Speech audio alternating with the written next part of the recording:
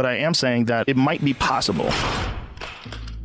Let's take a look at what Joe Rogan has said about Christianity throughout the years, progressing to some very shocking things he said in a very recent interview. Earlier in his career, Rogan was very hostile towards Christianity. In episode 703 of the Joe Rogan Experience with Brian Redban, Rogan gave this rant about Christianity.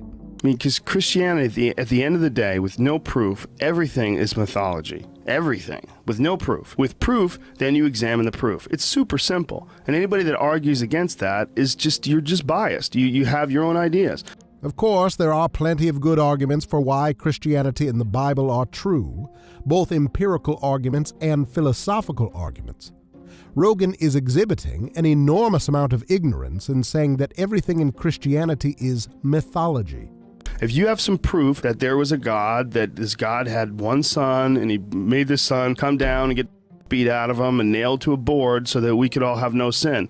Can you show me some studies? Do you have a box of evidence that you can pull out and we can examine all the different pieces that points to the undeniable conclusion that that's true? Because if you don't, then it's a myth. Then you're believing mythology. Doesn't mean it's not real. If you put all your eggs in that basket and you don't have any proof at all, well, you're entering into this weird world where you don't pay attention to.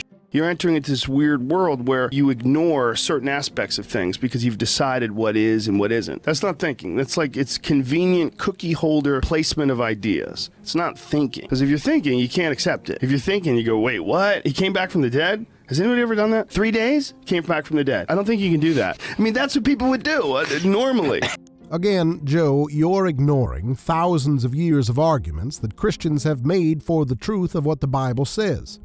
You may disagree with these arguments or try to argue against them, but it's just complete ignorance to say that Christians are people who don't think about what they believe. But, like my kid had a function today, and I went to this function, and we're singing God Bless America, and there's like something about heaven in there, and their school prayer. I'm like, well, okay, are we teaching people? We're teaching kids things, right? What's heaven? Where is this? Is this a real thing? Or are we just pretending heaven's real so the kids feel good and they can get to 12th grade? What are we doing here? What are we doing? We have to make up about stuff that we don't know instead of just accepting what we do know. Instead of just celebrating and accepting what we know about life, we have to pretend that there's a heaven and you're going to go to heaven when you die. What the are you talking about? You're teaching my kid nonsense. Why don't you teach him some Rumpelstiltskin? Why don't you make some shit up about leprechauns? You're making it up about heaven. I'm not saying heaven doesn't exist, but you're just making it up. You're teaching a school in a class. You're making them, and then in heaven, God in heaven. God in heaven? Where's heaven? Who's God? What are you talking about? What are you talking about? You're making up some shit in a school. Like, and you don't, okay, like if the kid comes to you, like, where is heaven on a map? Can you take me to, do we have a Google Earth? Can we check out heaven? Can I see the harp? Oh, well, heaven is... Well, Joe, it all starts with whether the Bible is true. If Christians can successfully argue that the Bible is true, then we know heaven and hell exist because God has revealed that they exist through the Bible. The starting point isn't trying to prove empirically whether heaven exists.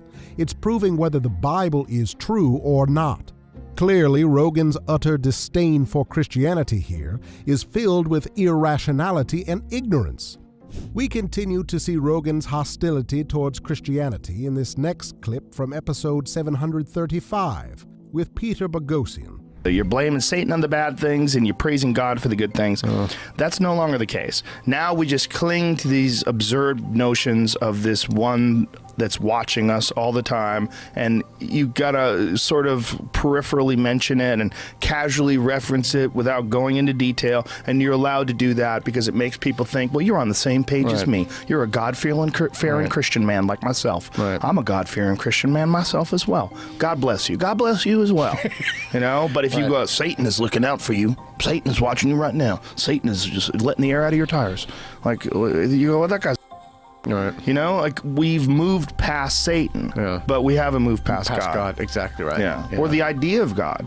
If there is some all-knowing entity that is controlling everything and is filled with love and has a grand plan for the universe, they have yet to show themselves. Well, as Christians, we'd argue that God has in fact shown himself throughout history to the Israelites, then through the life, death, and resurrection of Jesus Christ, and also through the Bible, which is now where we learn the truth that God has revealed to the human race.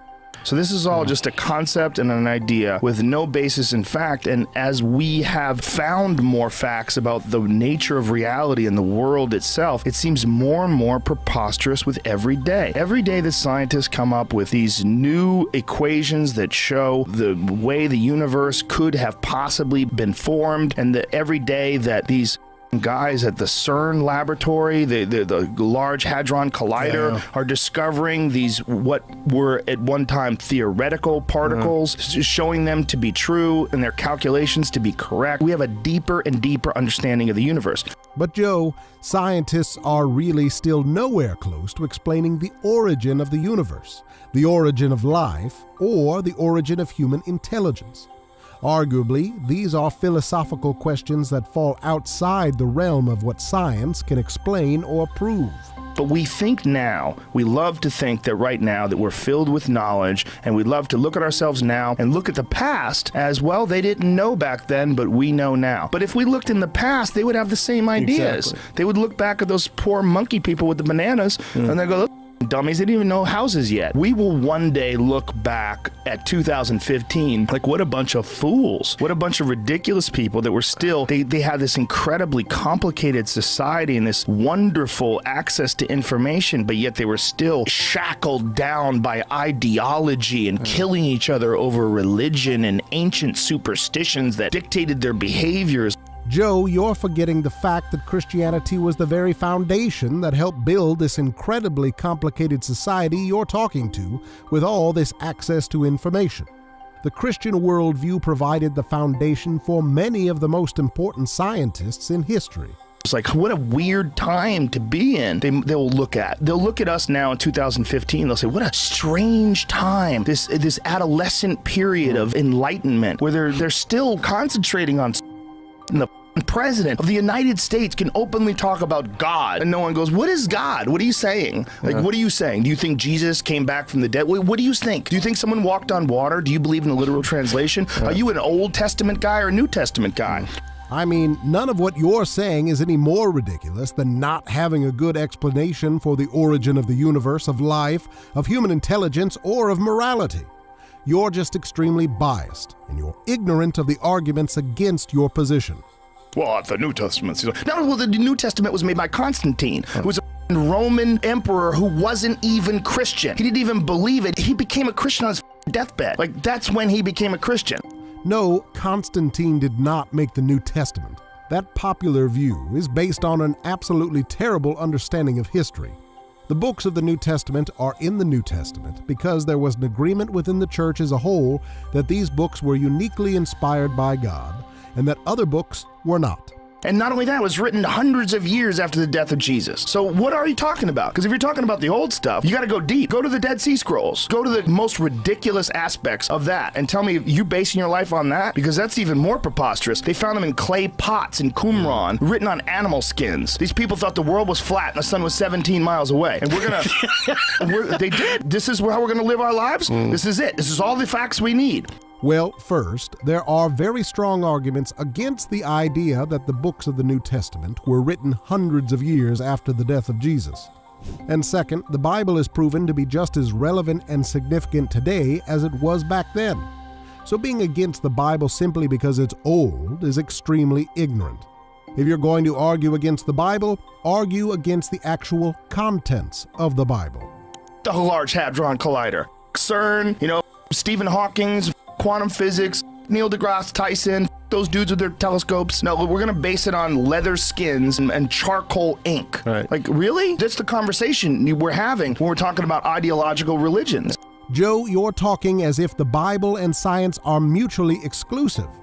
But the truth is that as Christians, we love science. We believe that the foundation of science is the God who created science. It is definitely a type of arrogance, and it's also a way that people establish the moral high ground. Yeah. They establish a dominant social position over you, and the people love to do that. They love to do that with their pious attitude. What they're doing is, by them accepting these religious tenets, they are somehow superior to you. So when you have absolutely no explanation for something, you say you're just not being arrogant.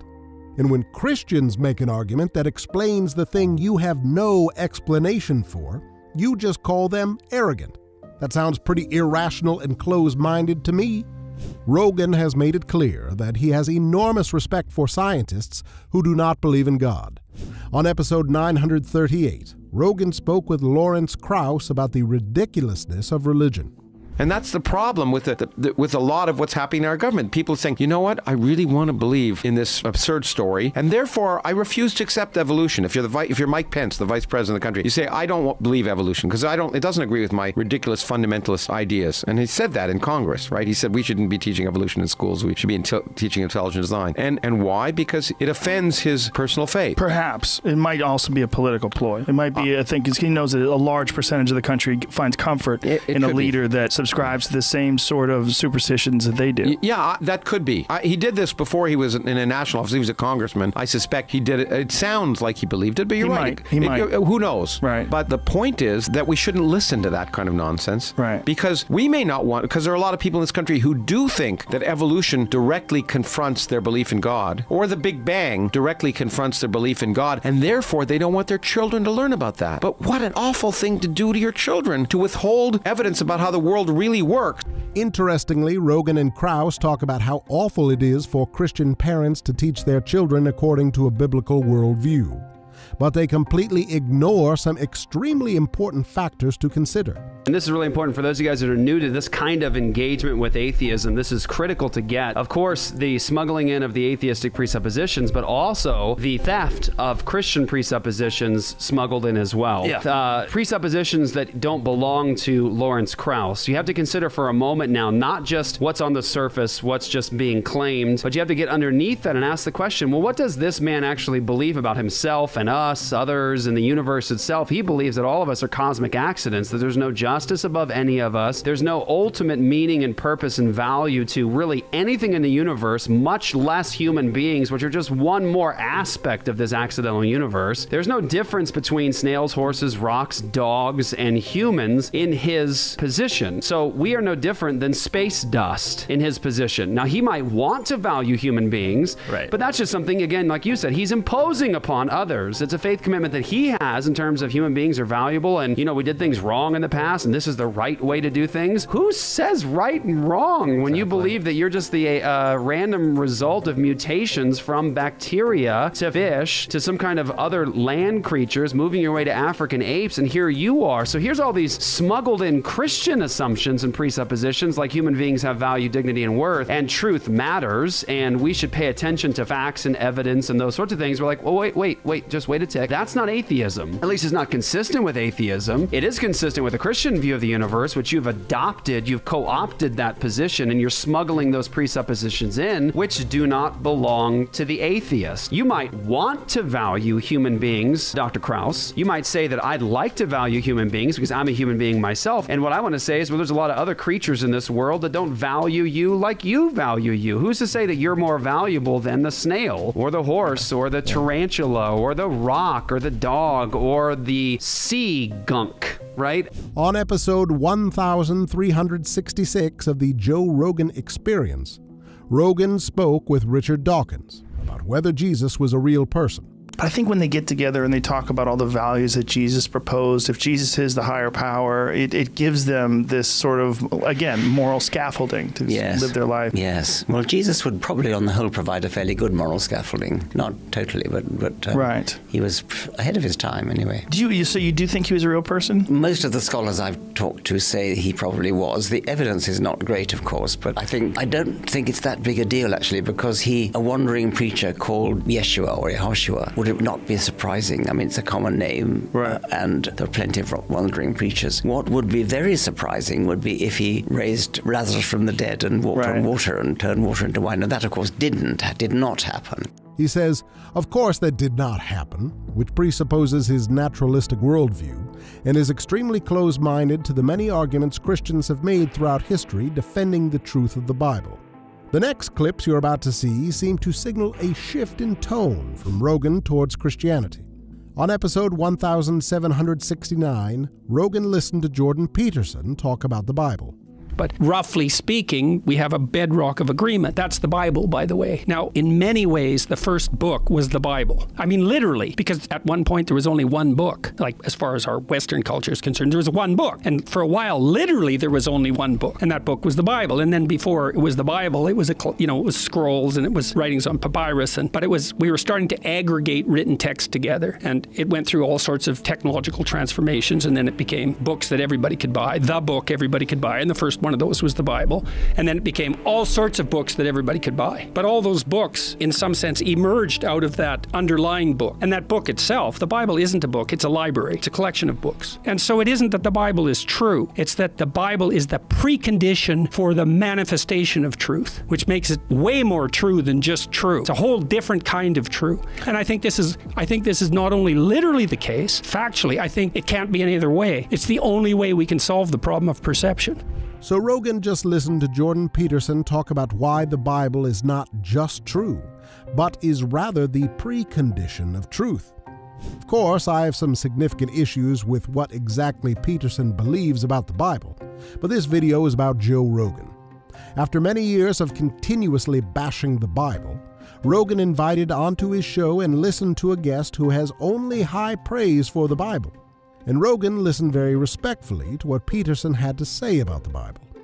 On episode 1895, Rogan spoke with Matt Walsh, a devout Catholic, about religious issues such as gay marriage. I'm not advocating for like a law that says that if you're married, you have to have X number of kids. But then why are you opposed to two gay people doing that? Well, because again, it's not about choice. It's about what this institution, marriage is an institution, and what is it, and what purpose does it serve? And I do not agree with tearing down or changing this definition, especially because the people who have changed the definition haven't come up with a new one. So they say, well, that's not what marriage is. So for thousands of years, we said marriage is the procreative union, and then we had the other side who came along and said, well, it's not that. Okay, well then, like, what is it exactly?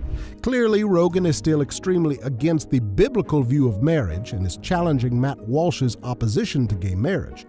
I think that Walsh's attempt to defend the biblical and traditional view of marriage apart from using the Bible wasn't great, but I was encouraged that this kind of conversation between Rogan and Walsh even happened. Rogan was willing to listen to Walsh present his arguments, and this was a conversation that sparked a lot of discussion from people who viewed this episode. And if Jesus is Lord of all, and if he's God incarnate, that he has the right, by nature of who he is and what he's done, to define what marriage actually is. And so what's really important in this discussion is, if you're talking to an unbeliever, is ask the question, well, you reject Scripture, you reject Jesus Christ as God in the flesh. So the question I have to ask of you in this discussion is, how are you able to defend any position at all? Because if all of us are simply cosmic accidents and in a different universe, if, like Richard Dawkins says, and it's one of my favorite quotes from Dawkins, there is no good, there is no evil, there is only blind and pitiless indifference. If that's actually true, then why are we having this discussion about what ought to be the case? Isn't it just sort of every man for himself? I mean, ultimately, isn't the real issue of humanity is that it's red in tooth and claw, and that it's might for right? It's whoever ultimately survived and has the power. I mean, how are we talking about moral ought as though there were some justification to defend you ought to do this or that? On episode 1930, Rogan spoke with Adam Curry, who converted to Christianity, and Rogan ended up saying something pretty shocking in this interview. I was very interested by this because I've looked at every conspiracy theory, moon landing, 9/11, JFK, I mean, all kinds of conspiracies. The one I had never looked at, and now, I'm 58, so I'm like, okay, let me look at this one, is God. And I said, let me see about this God thing. I've never been a religious guy, and so I start reading, and I start talking to people. I also found that around me, like a couple of people I was working with, they were all Christians, and not that anyone was ever pushing anything on me. When I asked them questions, they were gladly answered. And there's a lot of stuff written about Jesus. There's a lot written, thousands of years of books, and there's some contemporary stuff such as Evidence Demands a Verdict, and this just is so much. And I got to tell you, Joe, as sure as I know that Building 7 didn't fall down out of sympathy for Building 1 and 2, God is real, Jesus existed, he was a badass outlaw, and it has changed my outlook on life. It has really changed the way I look at things, and I believe that we can win with God. I know that may sound a little weird coming from me, but I I'm all in on this. And, you may think of someone who believes in God or Jesus as a crazy right-wing nut job, which I'm obviously not. Here, Rogan is listening to Curry talk about all the writings and evidence he discovered about Jesus and the truth of the Bible. This is an enormous contrast to the first Rogan clip we watched, where Rogan ranted about there being absolutely no evidence for Jesus and Christianity. But man, it's powerful stuff when you put prayer into your life. It's really powerful, the Holy Spirit. I don't think there's anything weird about it at all. I mean, I think there's a reason why it exists, why it's so prevalent in so many cultures. It helps people. It's about love. Yeah. It's all about love. Yeah. Although I certainly appreciate much of what Curry says to Rogan about his new faith in Christianity, I do have some concerns about things like this that Curry says, where he says it's all about love. My prayer is that Curry recognizes the role that sin, repentance, judgment, and hell play in the proclamation of the gospel of Jesus Christ. What do you think Jesus' role was? Who do you think he was? Well, he was literally the Son of God, and he was on the earth to teach, and he wandered. I mean, he was an outlaw. He did some crazy shit. He overturned the tax tables, and he really railed against a lot of stuff. Why do you think, based on what information that you have, why do you think that he existed? Well, Jesus had to die after teaching us how to live a good life and how to be a good person, which is all about love, and that was to absolve us of our sins, which is kind of a cool out. Everyone's a sinner, everyone's up, everyone's flawed, but you are forgiven for that as long as you try to be better. This was the most concerning thing I heard Curry say. He says, you are forgiven for that as long as you try to be better. Unfortunately, that's not at all the gospel, which is about faith in Jesus Christ, not works. And my prayer is that God would guide Curry towards the truth about how God forgives sin. Ultimately, it's 100% about love and knowing that it can be beaten. This evil in the world can be fought against. In fact, it's probably already done. And I'm just new to this, Joe, so I can't answer everything. But I love studying it. I love reading. It's fascinating material. And there's so much there. It's really fascinating. A person being the actual Son of God, I would need a lot of evidence to believe that. Evidence Demands a Verdict would be a great book to read. But just as I know that JFK was assassinated, and I really believe the CIA was involved because it's been written. I've just read documents. So when you look into the Bible and everything that's been written about the Bible, that's 100 million times more has been written about that, and it's survived all these years. Again, what's encouraging about this is that it seems Rogan is hearing more and more from professing Christians who are saying that they have very good reasons for believing the Bible is true and presenting the reasons why they believe the Bible is true. Rogan seems to have become a lot more respectful towards Christians who believe the Bible, even if he still doesn't agree with their arguments. That's why I call myself a believer. Because you just believe. Yeah. And I've seen what it has done for my own life. What does it do for your own life when you believe? It makes me a very happy person. Prayer does work, not if you're asking for stuff for yourself, but I've experienced, it's not really just the miracles that I've experienced, but really it makes me happy. Good things have been happening. So you just find it effective. It works for you. Yeah, of course. And so you're just saying this has helped your life. Again, what Curry is saying here about being a Christian because it makes him happy is somewhat concerning, and my prayer is that Curry would be guided towards the full truth of the gospel, which is a message that is hated by the world. Many Christians have been persecuted and even killed for professing Christ. And for them, the purpose of being Christian wasn't just to live a happy life free of depression. I love that you can discuss this with me just as two dudes discussing this. Yeah. Well, I'm not an anti-religious person. No. I certainly was when I was younger. When I was younger, I had an ignorant version of religion, what it meant to people. But now I think of it more of like a moral scaffolding and a guideline for life that I think there's a reason why it exists. I think it's very beneficial for people. I think when people get involved, and I didn't think this when I was young, but I was very smug, and I thought of people that were religious as being duped. Right? You got duped, right? You believe in some that was written by people who were writing on cave walls, So that. But the reality is, like, I know a lot of people that are Christians. They're really nice people. I know a lot of people that are Muslims that are really nice people. And I think one of the reasons why they're so put together is because of their religious belief. Rogan says that he used to be very anti-religious, which we saw from the earlier clips, but that now he has much more respect for religious people. He even says that he thinks religion is a large reason why religious people are so put together. Finally, let's listen to one more very interesting thing that Rogan said in this interview with Adam Curry. But I am saying that it might be possible that we're discounting the idea of people thinking about things in a very good way in unison, having an effect on everything that's around us. Like there's a weird thing that we assume that human communication is just words. I'm saying sounds and you're listening and you interpret it. But there's also like an energy that's going between people. And Absolutely. There's good energy and there's bad energy. There's people that are creeps and there's people that are fun. And you don't know until you're around them sometimes. So Rogan is trying to explain why prayer might actually work. Of course, he tries to use the word energy instead of God, which is a false New Age view of reality. But the very fact that Rogan is even entertaining the idea of prayer having an effect upon reality is very interesting.